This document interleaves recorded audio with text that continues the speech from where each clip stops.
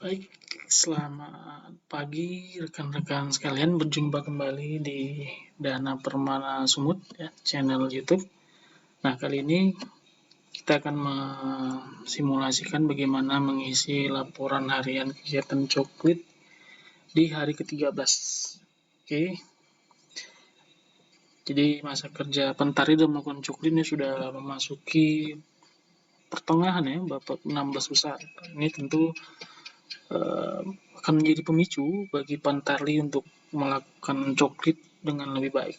Nah, Bapak Ibu sekalian, untuk formatnya sama ya, laporan harian ini semua sama dari hari pertama sampai nanti hari ke-30 di 14 Maret 2023. Oke, untuk baris A, data pemilih yang diterima, A daftar pemilih adalah pemilih yang dicoklit pada hari ke-13, isikan misalnya 20.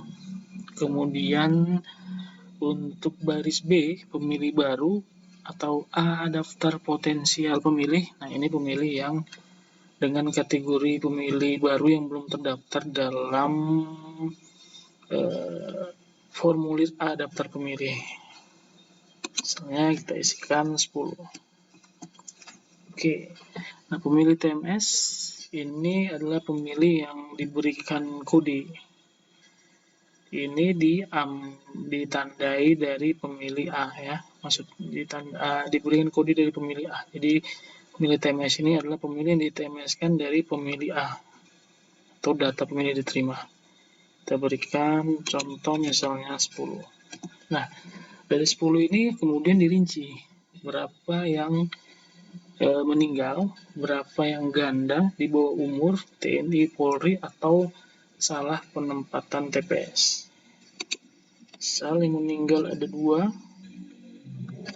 kemudian ganda 2, di bawah umur ada 2, TNI, Polri ada 2, TNI 2, Polri 2, salah penempatan TPS 0, 10. Oke, kemudian data pemilih diperbaiki, ini dari data pemilih A daftar pemilih ya, di baris D ini kita isi misalnya ada 10. Oke, data pemilih disabilitas ini juga dari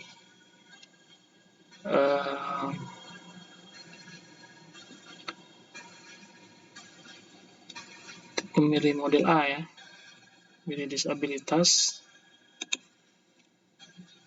Oke, atau bisa dari B juga bisa ya.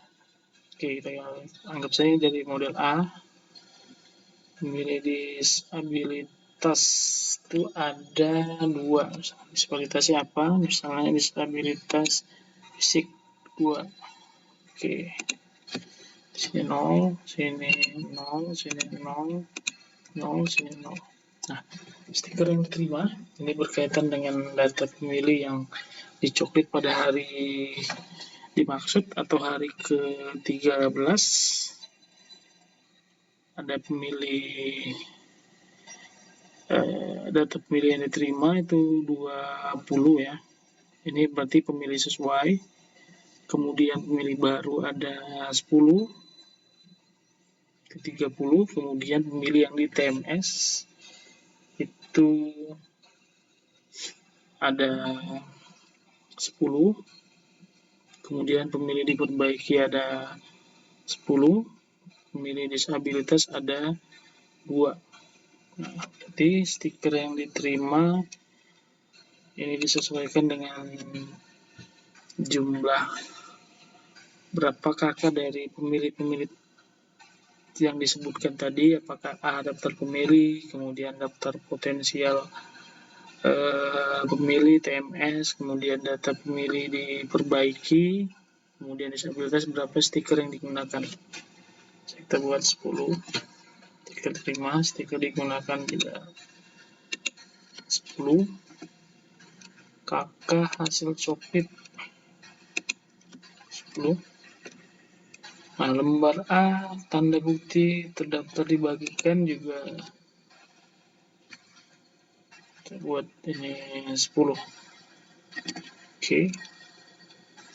Nah, pemilih KTPL di model A daftar pemilih dan model A daftar putusan memilih, berapa dari kategori pemilih ini yang sudah memiliki KTPL? Oke, kita anggap semuanya sudah memiliki. 30, yang belum T0.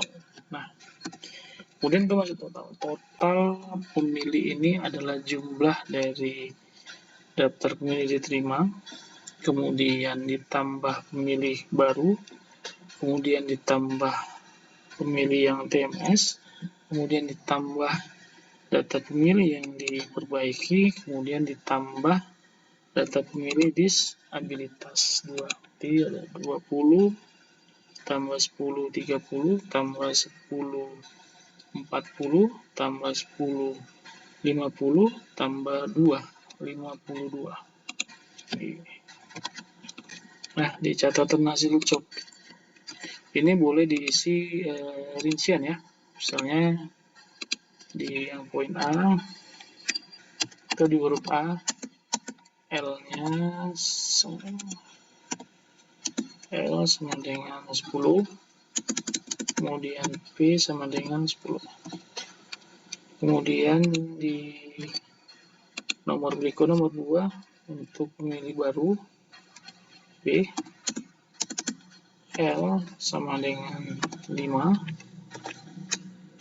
P sama dengan 5. Kemudian untuk pemilih TMS, oke, ini laki-lakinya ada laki ada 5, kemudian perempuan ada 5. Untuk kategori data pemilih diperbaiki, D, L sama dengan laki-laki, laki-lakinya ada 3, kemudian perempuannya ada 7. Oke. Nah, ini data pemilih disabilitas ada 2,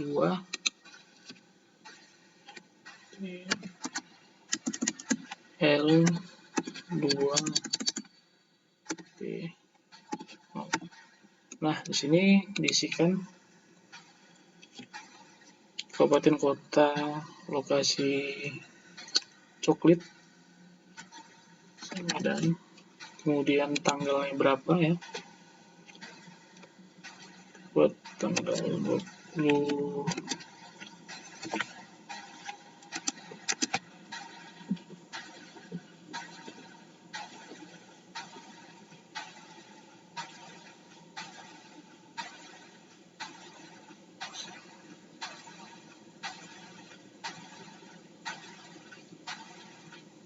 25 Februari. Oke. Nah, itu tadi Pak Ibu sekalian ya, kawan pemilih, bagaimana cara mengisi laporan harian kegiatan coklit untuk hari ke-13 ya. Sebenarnya sama sih. Untuk hari ke-1 sampai 30 sama, ini cuman pengulangan saja. Baik, terima kasih atas atensinya. Jangan lupa subscribe dan sampai jumpa di video berikutnya.